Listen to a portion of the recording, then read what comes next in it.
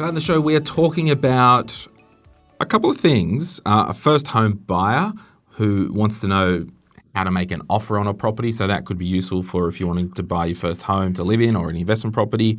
Also a single mum who has some kids trying to retire early. How do we get from age 44 where we are to retirement and fund all that in between? And then we're going to have a bit of a, this was an interesting one. In the Facebook group, it was a case study, and I think about 5 people are like, is there a question there? So we'll have a chat about that one. But I'm joined by Rach Kroon and John Pidgeon from the This Is Property podcast. Looking for first home buying advice, says Anonymous. My partner and I have spent the past 2 years saving hard and are finally in a position to buy our first property together. A house we really like has been listed for $830 and we have a deposit of $150. The thing we are uncertain of is how much should we really be offering. Our agreed max would be $900K, but we would rather stay under that, but also really love this house and want the best chance of getting it. Not sure how to gauge how much over asking price we should offer. I mean, I'll go to you, Rach. It's listed for $830. The first instinct will be like, here's $830, yes or no? Yeah, but you don't know these days when something's listed for a certain price what it's actually going to sell for. I mean, I still think the best indicator of what something will sell for is by looking at what other properties around that are similar have sold for. And I think the best thing that you can do if you are a first home buyer in the market is get really well researched in the area that you're looking at. Know what has actually sold. And just for anyone who doesn't actually know how to do that, you go into that whatever app that you're using for your real estate sales, and you go into the sold section and you can sort by most recent. Are we talking 3 months most recent? Well, you can just go, well, what's the most recent sale and do it, search backwards. So you go, okay, well, that sold last week. Oh, no, but I mean, we don't, for the purpose of this, do we care what something sold for 6 months ago? Well, it depends what market you're buying in, but I would look at the most recent sales that are comparable, and the more recent, the better. And the other way to get that information is by having conversations with the local real estate agents. And I think those conversations can be really valuable when you're buying your first home. So on that, John, when we're talking with local real estate agents, I mean, there is so much dickery that goes on, which, to be frank, is disgusting and terrible, and it's so unregulated and foul. Like all these BS first and final offers or whatever, put in your, what do they call it? Like best and final offer by 5 p.m. today. Mate, just run an auction. Like literally just run an auction. Yeah, well, they're actually in New South, they're naming and shaming agents doing the wrong thing. I don't know how far that will take it, but you can be within 10% of the realistic price when you're advertising as an agent. So there's always a bit of leeway in that, isn't there? But yeah, I agree, Rach, you're communicating with the agent, not just email, because you won't get a response in markets where there's high demand and low supply. An interesting point you raised about the comparables, like it's important to understand it's apples for apples. So when the agents give you a comparables, which they should, they might give 4 or 5 comparables that should be in the suburb. If it's house and land, should be same size or very similar block size. It should be similar house size and similar condition, right? That's a real comparable. And they can see, all right, that was $850. They're wanting $830 for this. Okay, that's not bad. But you've got to do your own research in that. What we're seeing in a lot of marketplaces is they list it for $830. It's going for $930, right? Yeah. It's wild. Absolutely. Now, is that, and they say, oh, it's the market and all that, but you know as an agent that it's not going to go for $830. Well, a lot of agents, and we know a lot of them, and we know the good, bad, and in between. A lot of good agents are surprised as to where the market's taken them. Okay. Right. Because the market is moving or has been moving upwards. Yeah. And if it sounds like I'm skeptical about real estate agents, it is because I am. It's warranted, but for the grey giraffe, I would say you've got to understand what those sales are in the last 3 months. It should be enough because the market has enough momentum. But don't limit your search too narrow, because you'll have very few listings. Like, it's record listings in terms of the amount out there is just slim pickings. But okay, so a house is being listed for 830. In the background, we can go to 900 because we've got the pre-approval up to 900.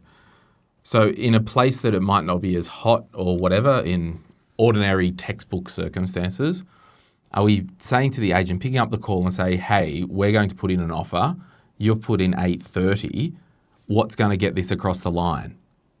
And I'm genuinely asking this because that's kind of how I would do it. It's like, I'm not dicking around here. How much is this going to go for? Don't screw me. We'll put an offer in today. Let us know a better range than, I don't know, over 830.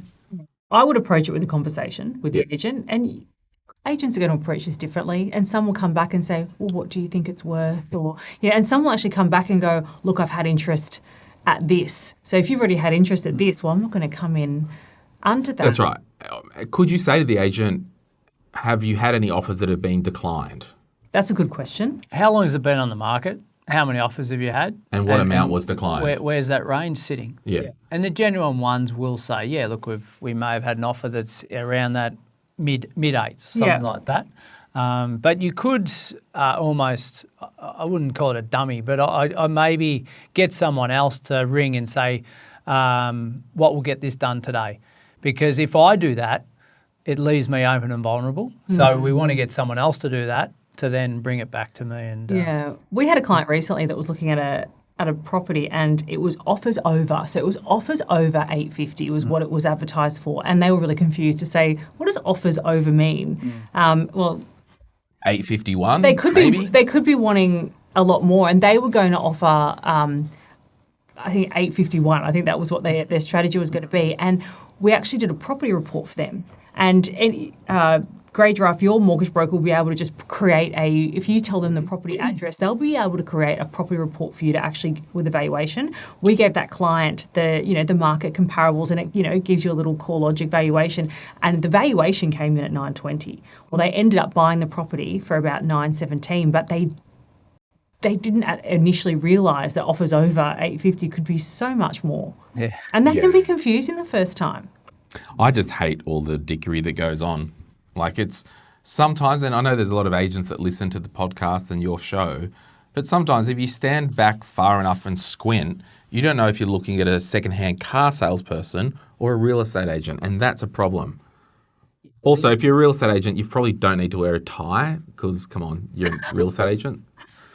You've got to understand, and I think to any buyer going into the market, what's really important to understand is that real estate agent is legally obligated to act in the best interest of the seller. That is their job. They're not doing the wrong thing by acting in their client's best interest. 100% agree, but would there also be some type of catch-all law that they've got an obligation to present every offer to their client? Well, that is a law. Yeah, but I'm quite sure that doesn't happen a lot of times out there. Anecdotally speaking, of course. Anecdotally speaking, yeah. But okay, so understand the market. But the 100% guardrails is never disclose to the agent what your top price is. That's number one. Yeah. Number two, which is really hard with negotiating, and try it with a car salesperson. You'll never get it out of them. I always try for fun. Get them to give a price first. They generally won't, but see if you can at least narrow the agent down to a range. Because when you're negotiating, you don't want to be the one that's putting your final offer or final number on the table first. Depending on which state you're in, a lot of the contracts or the vendor statement will have a price range written in there. And that needs to be within 10%. So you might, and I would, you've got to come in with some sort of seriousness. So for this person, you would always come in and go to the inspection and then ask for the contract. And then you've got it there. You're one of the leading players in the race because you've gone to that next level of interest because you've asked for a contract. If you're just sitting there sort of kicking the tires and not really having any input, you're going to get shunted to the back. Is it worth also asking the agent, can you show me the comparables in the area to let me know how you've come up with the price that's listed? That should be part of the documentation that you're getting. From the selling agent? Yes. Okay. Because then it's like you want to outsource as much work to other people as possible. It's a good starting point, and then you just drive by them and say, well, okay, yeah, that is apples for apples. I think, nowhere this near. is where you've got to also do Rachel's point, look at the actual other sold figures, because if something got sold low, they might not put it in their report. Like they might hide some numbers that isn't in the favour of the property. At the end of the day, could someone pay someone like you, I don't even know if it's a service you offer, to be like, flick me money, I'll do all the negotiation for you. Yeah. Does that happen in the Yeah, world? it does. Yeah. Absolutely. Yeah. So some people just don't like negotiating. So come to the party at the end. That's where an auction, I know people don't like auctions, is actually the fairest way to buy real estate because you can see what all the other parties are offering. It's clear. You don't have to worry about, is that agent telling me the truth that offer came in? You can actually see the other person put their hand up and say, I'm prepared to offer this. And then you've made a decision based on that. I reckon we should do Dutch auctions here. Yeah. It's a good point because in the comparables, the more auction prices that you've got in there, the more realistic their figure is. That is correct. But unfortunately, Sydney and Melbourne, lots of auctions, and then it skimmers off from there. There's not a lot of regional centres would even do an auction. Well, this episode is brought to you by Sphere Home Loans. I've added, and you guys may not have seen this, but I've added a bit of a did you know section. Did you know brokers can give you scenarios based on different lenders, not just the one? So that's one reason why you would go to a mortgage broker, because they'll be like, you can get this amount of money and this rate with this setup at lender A. However, if you grew up in Newcastle, Ryan, our producer in the room, and everyone in Newcastle goes to Newcastle permanent, or if you want your perm, you can have this option. The brokers don't care. They will just literally give you the options. We're having a joke with him the other day. I'm like, who's your mortgage with? He's like, the firm. I'm like, yeah, of course. You grew up in Newcastle. I guessed his rate. And Rach guessed the rate. So Higher. No, it's good. It's really yeah, good. it's a good rate. Yeah. So look, the brokers are there to literally, they actually don't care as long as your interests are put forward and as first served. And that's why we go to a mortgage broker. You tell them, hi, my grandma was the founder of Newcastle Permanent. I only want to deal with Newcastle Permanent.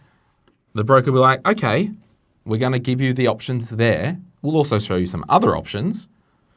You decide, my child. You decide. So thank you to Sphere Home Loans for helping people all over Australia. My name is Glen James, joined by John Pidgeon and Rachelle Kroon, and this is Money, Money, Money. Before we get into it, this show is general advice only, and I've got a license to provide that advice. Full details can be found in the show notes. I'm a former financial advisor.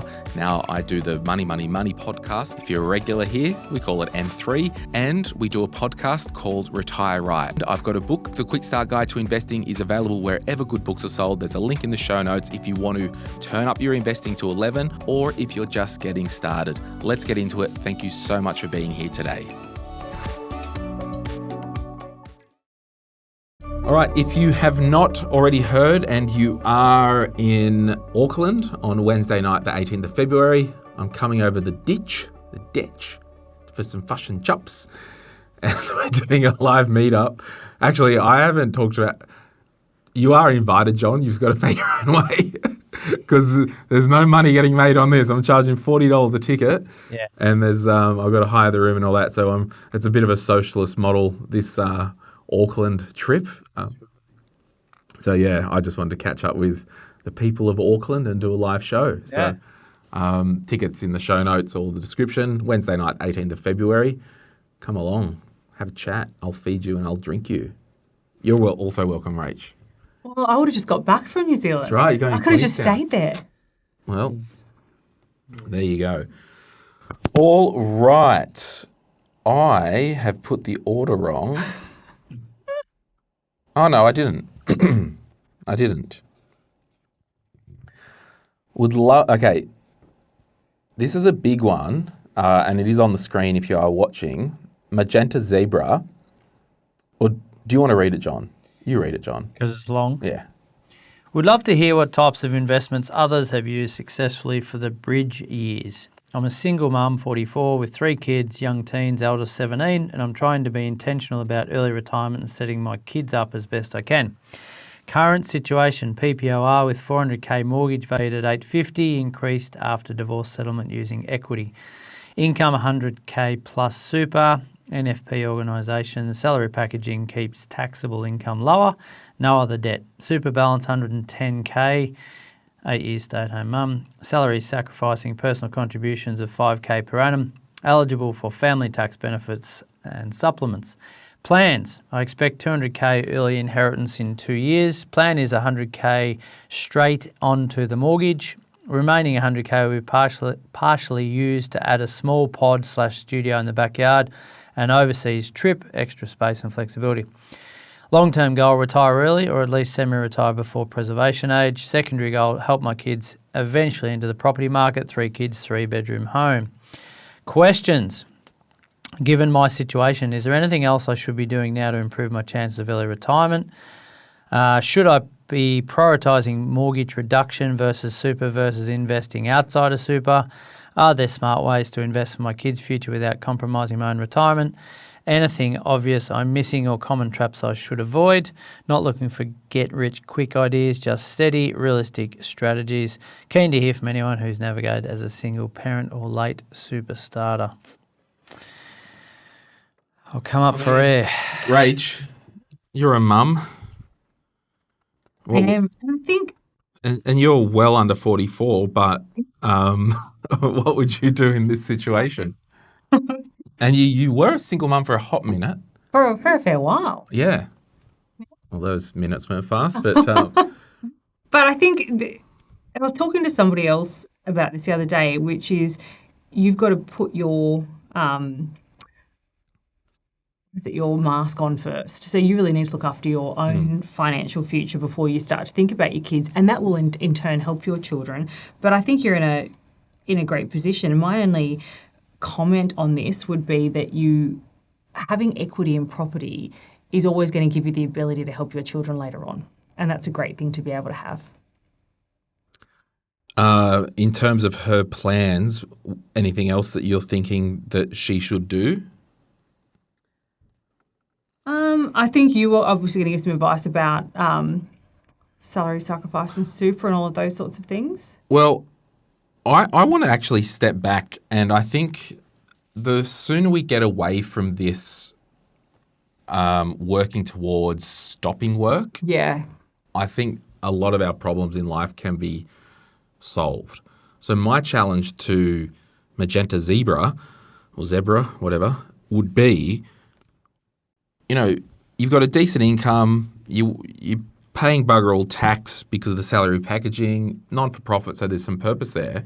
My first question is, why do you want to retire early? And if the question is, well, I hate working, I'm like, okay, welcome to life. We all have to work at some point. How can we have the discussion around our career and maybe do it so it's not a, I think I'd love to hear, I'm just looking, so the bridge years, so this person, I actually haven't really seen that saying much. I'm thinking that's the bridge between stopping work and age 60 to access super, or stopping work and age pension at 67. But if someone's 44, I would hope that they've got another 10 years in them in adding value to the community, doing stuff that they enjoy. So that's kind of my first thing. How can we set up our life and our financial life that is not around this goal of retiring early? Because you could retire early and be bored out of your brain and you're back at work anyway. So what about you just try and focus on what you like doing, and then, I don't know, it's just interesting this because Can I just interject? I just had to chat GPT what bridge years are. They are the period between when you buy a property and when you really start feeling financially ahead from it. In simple terms, the hard years where you've got a big mortgage and you're starting to build equity, but you're juggling kids' life and business expenses. I've always thought it had to do seen with as the children. kids, when the kids are out of home to retirement, that period. Well, I'm just saying, would love to hear what investments others have used successfully for the bridge years. The only reason I think it's not that, it's the bridge between being able to get my mitts on super and stopping work, because she's mentioned early retirement.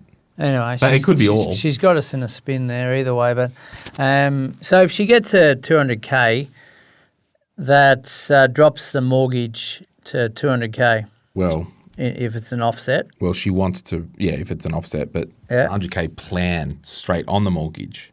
So she doesn't have to do that. If she can just sit in the offset, it gives her a choice. Depends on her risk profile. She hasn't. She's already contributing to a super. Like I find the word retirement, I agree, it's a bit of a dirty word almost, like running towards it. I think at the end of the day, when you break it down, a lot of people, when you ask a few more questions, I just want choices. Like now, it's whether life on own terms. whether I retire at 50 or 55 is it's up to me at the time. But we've got to aim for something, don't we?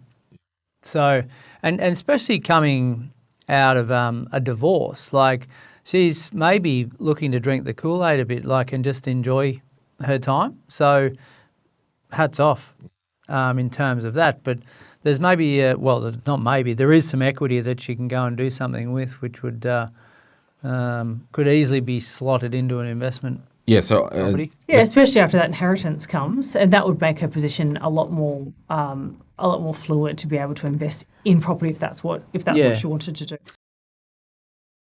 I'd like to know how much she's saving per year as well. That gives you a good starting point to know what she can then do, and also risk profile or appetite to go and invest. Yeah, so if I go straight to her questions, is there anything I should be doing now to improve my chances of early retirement?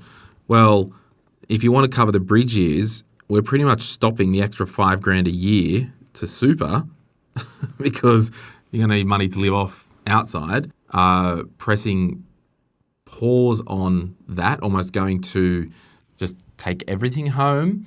Even we talk about this before. It's like we leave everything on the offset, and then at the end of June each year, we make the decision, well, do we want to throw any money into super? Because that still, I'm not saying you don't salary sacrifice.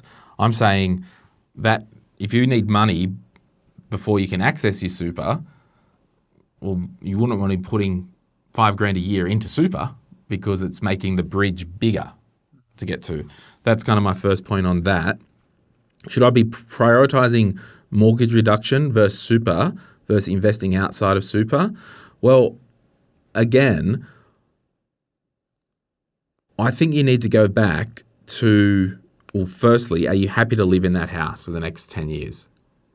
Because when we get established in life, and we've been seeing this a little bit lately on the show, the house really does come into it. Like, are we happy to stay there? Are we happy to, she wants to do some renovations there. So I'm probably potentially in this situation discounting super and then looking at investing outside of super, because we know that there is a higher return from investing outside of your mortgage rate. So if the mortgage rate was 5.5%, well, we know we should be able to get 8% in markets.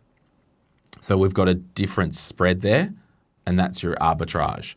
I think this person probably is a good candidate for advice, and just the way they're thinking, an advisor would run out 3 strategies. Here's the first strategy if you attacked the mortgage. I'm almost in this situation. There is equity. I'm probably looking at setting up some type of mortgage and either gearing into shares or property, if building wealth in our own name. Like, there's no way on the planet, with that much equity, we would be investing money into property or an equity portfolio while we've still got the mortgage debt and that debt not being tax deductible. Like, there's no point putting $1,000 a week into shares or an ETF portfolio where that $1,000 could be paying off the non-deductible debt. So there, $100,000 still quite a sizable mortgage on $100,000 a year with 3 children. So until that inheritance comes in, there's not a whole lot of spare cash, is my guess. and John touched on it, I'm maybe thinking that the value is increased after divorce settlement using equity. The divorce may have been quite recent. So maybe we literally don't do anything or worry about pulling any trigger for 6 months and just full on let the dust settle. The mortgage increased because she had to get a payout. Her ex. So maybe they had a mortgage of $300,000 and then she had to give him $100,000, and she might be navigating a $400,000 mortgage for the first time on a single income, and that takes some time to settle into to see if that's comfortable. Yeah. Yeah, and a bit of three-quarter time inspiration. I think she's probably sitting here maybe feeling as though she's fallen behind, or like maybe just take stock and say, well, yeah, you've got your roof over your head, you've got a mortgage that seems to be reasonably manageable. It's going to get more manageable once the inheritance comes in. You've got some super there. You've got a good foundation to build, and you've got 15, 16 years until retirement by definition. So there's plenty of time in the saddle to get some good results. Yeah. On the third point, like you said, Rach, is there a smart way to invest in my kids without compromising my own retirement? Forget the kids for now. The eldest is 17. Sure, there might need to be some, help if they want to buy a car, and you might do if you work and save $5,000, I'll match it with $5,000, all that stuff. But I honestly believe, actually, in the coming months, I'm going to record a heap of What Would Glen Do episodes where I'm interviewing people again. And someone wrote in and said to me, you should do a What Would Glen Do episode if he woke up tomorrow, so for the start of the year, and he had kids or something. Like, how would he do? I'm like, well, one, I would lean over and break the glass and press the alarm. But 2, I'm probably not building my life around, like, I know everyone talks about it, investing for kids and all that. I'm literally not setting up investment accounts for kids. Daddy will build wealth in Daddy's name, in Daddy's way.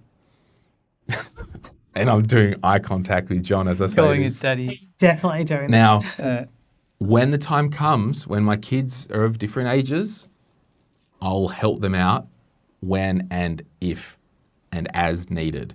For example, if you had 2 kids, one of them needed glasses. It could be $600 for glasses. Doesn't mean we automatically give the other kid a pair of glasses or $600 because I've given this kid 6. So I think it's a needs-based thing. So that's one thing. I just do not believe we set up money and invest for kids. It's annoying. It's complicated. I know, at me, everyone. Go for it. Do what you want. But I'm personally not. I'm building wealth in my own name. Just set them up for other Now, people's kids. With the magenta zebra chick, sure, you're going to have more equity than God in the coming 10 years. You can do 3 parental guarantees. So that's a way that you can help your kids. That doesn't need to be hard cash. But, number 4, any obvious I'm missing or common traps I should avoid. Common traps. Don't do consumer debt. We're just keeping out of consumer debt. Not doing it. I want you to run an updated spending plan. Let's actually see how much money you've got coming in. I'm probably pressing pause on the superannuation, salary sacrifice for now, because you might be onto it, Rach. 100K income, less maybe 30 grand of tax, maybe. But we just don't know because of the packaging, how that's washed up. I'm just not sure. I wanted to live. And then I'm thinking about the common trap of thinking I want to retire early. I want you to reframe and set your life up in a way that someone asked me the other day, it's like, oh, when do you want to retire? I'm like, I am retired. I don't work. I do what I like. Yeah, I Which think is privilege. Not everyone can get there, but I would encourage everyone. another common trap in a situation like this is we don't stay cash heavy. So she's already got that 200K spent, Yeah, baby. 100 onto the mortgage, 100 onto a studio and travel. Well, that's great, but you might just consider keeping some in the offset because you've got to stay fluid, don't you? Especially when you've got kids and glasses come up, as you Yeah. pointed out. I'm not opposed as well to the idea if we stop personal contributions to supervised salary sacrifice, when the inheritance does come in, I'm not opposed to looking at medium superannuation balance for 44-year-old female and doing a catch-up one and done, and then just let your SG carry you. You're both looking at me. Yeah, I wouldn't do that, but Not if you wanted to retire early, it just feels like you kind of have No, but that access to flies those in the funds. face of Yeah. accessing it. But in a perfect world, I don't want the magenta zebra to be like her whole financial plan is to retire early. I just think that's a crap financial plan. I agree. but it might be hers. yeah, and that that's- can be. And I'm saying I think it's crap. I know. I thought my dad retired at 60, which is about 10 years ago. And I thought he would retire for a few years and then do something else because he's always Yeah. been so busy. I never thought he'd stay retired. He is so retired. He hasn't even thought of doing He Yeah. does his garden. And some people can do that. Yeah. I will say. I've met people who retired early and they keep busy with a variety of different things. Sure, if it's your personality, go for it, but don't just have it as a goal because you hate your job. I don't want people to hate their job for the next 10 years. But she hasn't mentioned anything there about hating her job. No, but a lot of people don't mention a lot of stuff that actually matters as well. I know, but what's the worst case scenario of her saying, I want to be retired early? Well, okay, she needs to work backwards, and she could even use ChatGPT for this. Put your details in and say, I want to assume I don't have a mortgage at age 55, because I think that's a good assumption if she wants to retire early. So maybe we do focus on the mortgage. We need to fund this year between, say, 55 to 60 when she can access her super. But then her problem's not solved because if her super balance isn't there and she's funded from age 55 to 60, her super might only be able to fund her for 10 minutes. Yeah, she'll need to. So we've got to get on Downsize. to actual building some wealth here. Yeah. But what you could do in the bridge years, whatever they are for you, it's really simple. Say, I want to, I'm 44 now. Do you want me to just do it live? But like, I'm thinking more the psyche in terms of I want to retire early. Yeah, There's actually nothing wrong with saying that. 100% there isn't. I just don't vibe that for myself. Yeah, and that's okay. Yeah. Don't squash her dream, all right? I'm doing a good job at it, aren't I? Now, I'm with you, 44 Magenta. now in If age. you want to retire early, you go for that. Yeah, but what are you going to do with your Yeah, but time? that's irrelevant. I know. See, you wouldn't be able to fill that time. I think I could live. I think Yeah, I could be retired. Out of the 168 hours, I Okay, reckon do you want I've the most of them do you want covered. the brutal truth? Old mate here needs to start building a bit more wealth, a bit more faster. Yeah, and that's why she's ridden in, mate. That's the plan. You're squashing her dream and No, her hopes no, and no. everything in between. I need to draw $1,500 per week. I won't. Yeah, same. What would be your go-to, Rach? Bit of yoga, bit of tennis, bit of pickleball, Now, Pilates. I'm going to share this, and Ryan will put it on the screen. Okay, I'm 44 now. In 10 years, I need to draw $1,500 per week. Assume an 8% return, 2.5% inflation, and tax of 1%. I'll just do that as an internal tax. You can pop this on the screen, Ryan, so people can see it. I'm happy, but I'm happy to draw this amount from age 55 to 60 and use and deplete the capital. How much do I need to save now per month in order to get to the capital amount in 10 years? And this is not perfect, but it's some type of guide. Yeah. That's all it is.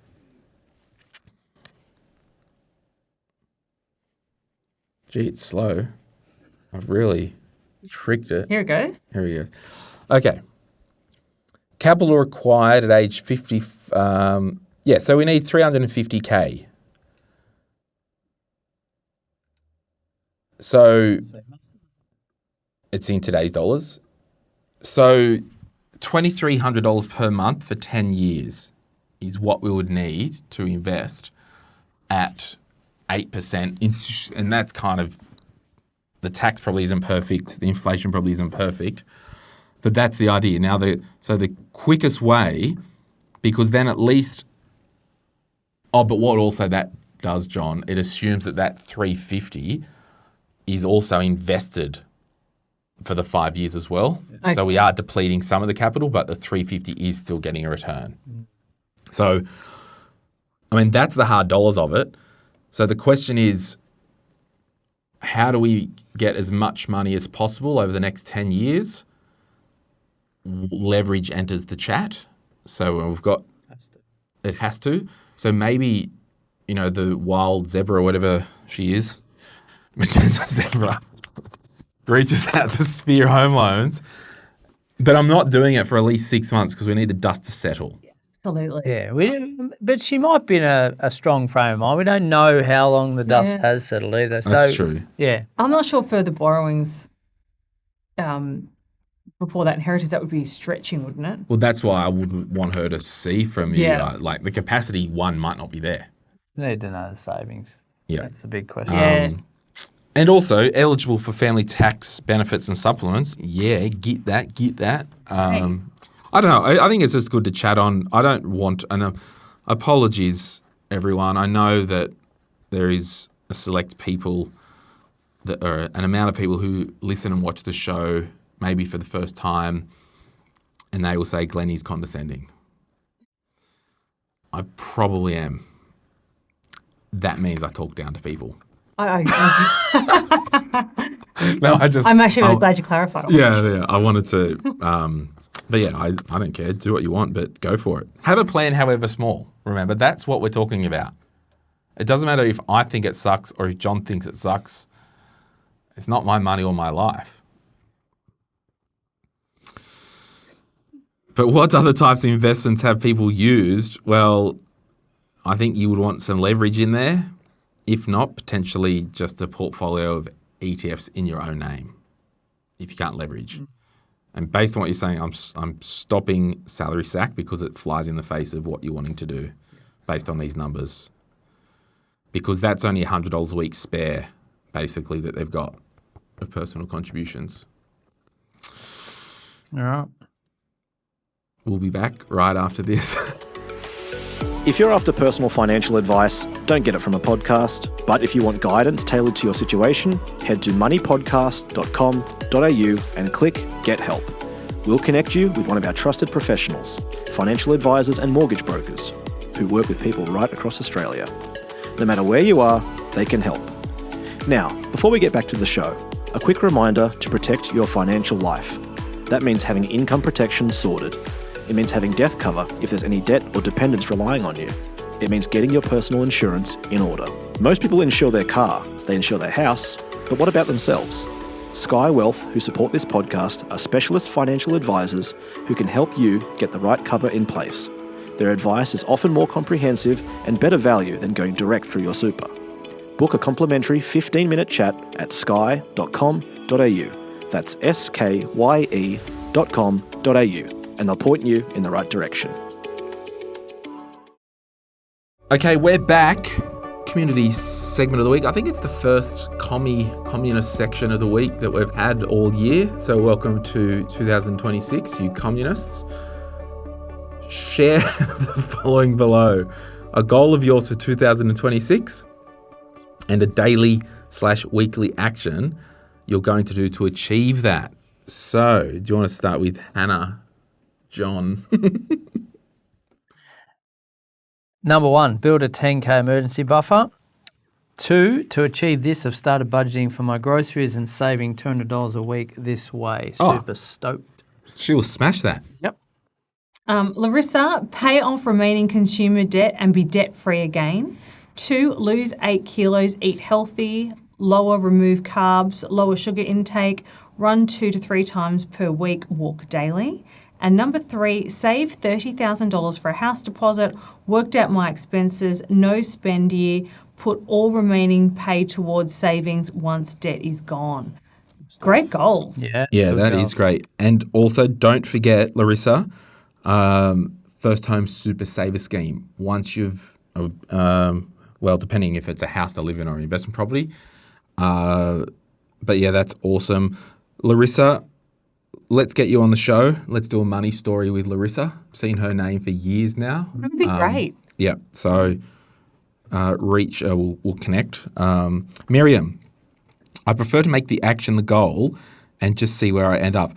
Okay, James Clear, save some habits for the rest of us. Am I unhinged? I'm sorry. My goal is to be in the gym 3 to 4 times a week, lifting weights and doing power/polymetric exercises. Plyometric. You can tell he hits the gym. Yeah, What does it mean? You gym junkie, you. Polymetric, plyometric. What does that mean? You'll need to put it through ChatGPT. But I, Jamie. No. So I so vibe Miriam. I'm just like fundamentalist. If I live on less than I earn and invest the rest, it's all G. So you'll get an all G experience. The question is, if you want to dig deeper and really refine, you'll really, really optimize. But if you're happy like me, it's like, I want to live, baby, as long as I'm investing and saving money, let me live, back off. If you're the same, I just want to go to the gym once or twice a week, let me live, baby, live, it's going to be a good outcome anyway. Yes. And it's always better than not doing anything. Including polymetric. Jamie says, when I wake up, don't doom scroll and use the first 15 minutes of the day to read something where I learn something new. Serene Asparagus says, God. I can't. Maximize super contributions. And number 2, sweep anything less than $5 into share account. Chris McSee. Oh, sorry. I'm looking at the presentation on YouTube. I'm looking at a different order. But I'll go to Chris. The longer one. Go to gig/sows I want to see without needing someone with me. That's good. To be a proper independent adult who's secure on their own, but also because I bought 2 tickets to Fridays last year, dollars in exclamation marks, assuming I would find a buddy who would pay for their ticket, ended up giving it away for free to a friend who couldn't afford it because no one would come with me. Already bought a ticket for a comedian in March and a band in May, putting money aside every payday for gigs. You gotta live that gig life, don't you?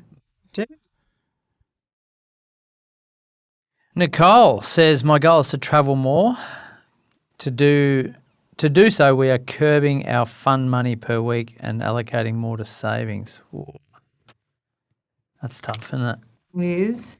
Marie, invest $15,000 into ETFs and $10,000 into super, set up automatic transactions, and will reinvest distributions. Sue, rehab back to full-time and get off income protection. Awesome. That's a subtle reminder. If you don't have your freaking insurances sorted this year, go to Sky Wealth and get them sorted because, as you can see, someone like Sue has benefited, whatever the word is. Learn good England. That's my new goal. 2, salary sacrifice 12% of wage regardless. I've got 6 years before Commonwealth preservation age. Time to smash it on. Round up my mortgage payments to even hundreds. It's a tiny thing, but so satisfying to my brain. Coax my younger child to join a union. Pay into super, save harder, establish some financial literacy. I wish they taught it as a subject in secondary schools. Do you guys have any big goals this year? Rach, what do you got? We did do some goals this year. Mine were mainly around fitness goals that I wanted to do, but the one that is here that I also have, which was no more scrolling. So I've banned myself from scrolling at home. Interesting. How's that going? I'm finding myself parked in the car a little bit. Oh, because an addict will always find a way. Yeah, that's right. How about you, John? Look, I haven't got anything specific like I had last year. So, yeah, just seeing how it plays out. It's probably more of that as opposed to going the other way with specifics. I am wanting to do a bit more strength work. Will you be doing some Plyometric exercises? Maybe I will do a bit of plyo. So, yeah, I bought one of those, a new scale, the one that you lift up the handle and it does your body composition, yes. body composition scale, because mine was around muscle growth. Was it? And you can't measure that on the scale. So I'm really hoping this body metric scale helps. Good for longevity. You know how Nathan was on the show at the start of the year, who has the gym New Strength around the corner? He texted me the other day. He went to school with Genevieve. Oh, did he? He did. I basically said, I just went and saw your physio recommendation because my calf muscles are still sore since November. It's all those polymetrics. No, it's freaking trying medication, I think, that messes with you. Anyway, and then he said, do you still want to sit down with Claire soon so you can get moving? Because he's like on me to, Claire's like, she does all the programming and stuff. Because like my body is just rooted. And I'm like, not yet. I said, not yet. I'm getting an e-bike and I'm going to start riding to and from work. I want to try to find something I don't hate and try and layer that into my life. I know you need resistance, Shat, but I might be too old and too stubborn to do stuff I don't love. And he said, fair point. Stubborn, yes. Old, no. Well, it is true, though. I reckon as you get older, you're just like, I just want to do things I like. But I just, like, Full stop. But there's people who are really old and like have lung lollies every day for life. Lollies. Just cancer sticks, whatever you want to call them, in the worst shape, and they live a long life and it's all good. I think a lot of it's genetics. It has to be in that case. Yeah. But why would I want to do something I don't want to do? Yeah. Like if someone said, Glenn, if you go to the gym, you'll get a longer life. I'm like, okay, can you bench it for me or predict if I didn't do what you say, How long would you live? would it be 90? Or if I do it my way, which is nothing, like I do my pickleball and all that stuff. I just don't want to do the hectic stuff. I'm like, if it's 87, I'll take the 3 years. Yeah. I don't care. Yeah. It's how you feel at that age too, I reckon. That's a big one for me. I I don't want to live to 90, but the last 20 years have been pain. It just absolutely kills me doing all that stuff at the gym. Like, I'm going back to the elbow specialist because the elbows are rooted again. You got elbows and ankles. Ankles, like, probably get that surgery. It's just, I just need to find something that's low impact, and I know that it's not resistance and all that, but as long as I'm moving and it's not impacting me or making me hurt, I will keep doing it. Like I've been doing pickleball for over a year because I like it and it's not too bad on my body. I know Pilates would be better for my long-term health than weight training or the sort of like throwing around, but I just prefer to throw around heavy weights. It's just much more fun. Yeah. No. I just, as well, there's a bit of me that I hate that whole having to be somewhere there once a week at that time because I hate hectic routine. Anyway, positive. We're going to get into the gym. Positive papaya. I tried it, didn't I, Ryan? How many times did it go, Ryan? I went at least 4 times and my body fell apart. Looking for an opinion on my situation and advice on what to do next. Married, combined income of $340, including super. Except wife is on maternity leave at the moment, another 10 months left. PPOR, mortgage, 900K, offset 200. So there's 700K of debt there, I would probably say. One income protection, from Sky Wealth. One investment property that pretty much pays for itself with the rent, so that kind of just sits there. Offset is pretty much our saving. One kid under 4 months old, far out. So in another year, they're going to have 2 under 2. 10K in Vanguard ETFs, regular invest each month, but only 250. 2 cars, no finance. Wife gets about 3-month full pay on maternity leave. Then it's paid parental leave for another 100-ish days. Call it 3 months. Wife HEX 30, husband no HEX. Wife super 700, husband super 120. Looking for an opinion on my situation and advice on what to do next. So Rach, based on that, what is your opinion of this situation and what would you do next? I wonder what his goals are, though. So it's just about whether you're looking for, I guess, what their long-term goals are. You've already got an investment property. It's doing really well. You've got 200,000 sitting in offset. Amazing. You've got great income. So good. No personal debt. Everything looks like you're doing really, really well. It's just about what your goals are and seeing what comes next. I actually think, and this was the question I teased at the start, there were so many people like, is there a question here? Yeah. This is what I think. This couple, right, both of them, you know, to be doing over 150, I'm going to assume 150 each, like high-powered, high-income couple, old mate here, 4 months old kid, he's seeing that, oh no, this high income is going to stop. What do we do? And how about nothing for a couple of years? It's okay. Like, we don't always have to be on goal mode, on digging mode. What if they said, well, until, you know, if the wife wants to return to work after the second kid's home. I don't think there is a second kid. Oh, no. Wife is on maternity leave at the moment. Yeah, with the 4-month-old. With the 4-month-old. You just created another Oh, child. did I? Yeah, yeah. Okay. Yeah, so there's only one. Oh, okay, yeah. Okay, that even says it. 1 kid under 4 months old. Okay. This says it all. We've gone together for a good chunk of time together, heap of income. Yeah, okay, this is where it's confusing. Wife is on maternity leave at the moment. Wife gets about 4 months 3 pay on maternity leave. So she's only, is it just mean she's still on the hook for parental leave? Like, this is all very recent. It's Yeah. not as if the wife's been, So the wife's way been I maybe see 5 it, months. She'd probably get the 3 months full pay, Yeah. and then she'd get the government one after that, probably. In But I 10 think months' time, they're going to be back on the 340. Yeah. I'm saying chill out for 10 minutes and enjoy being a new dad and a new mum.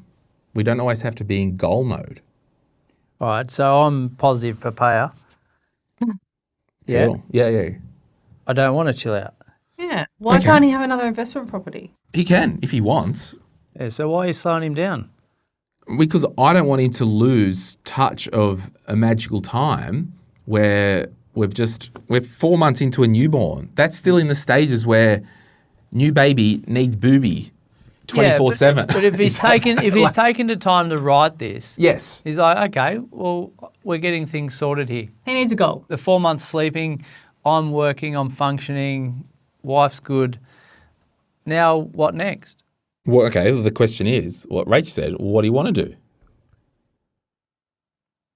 So, Rach, on maternity leave, just from a finance point of view, are we getting a borrowing capacity on what her returning income will be or what her income is now? So I'll make straight into let's get them another property. If you've got one property paying for itself and you've got two, like if I was in this position, and this isn't advice or anything, if I was in this position, I probably would buy another property.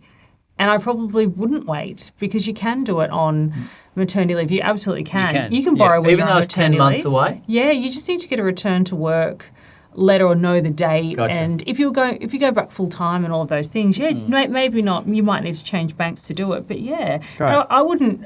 And a lot of people buy an investment property while one person's on maternity leave. Do you know why? They've got that time to think about it. Yeah.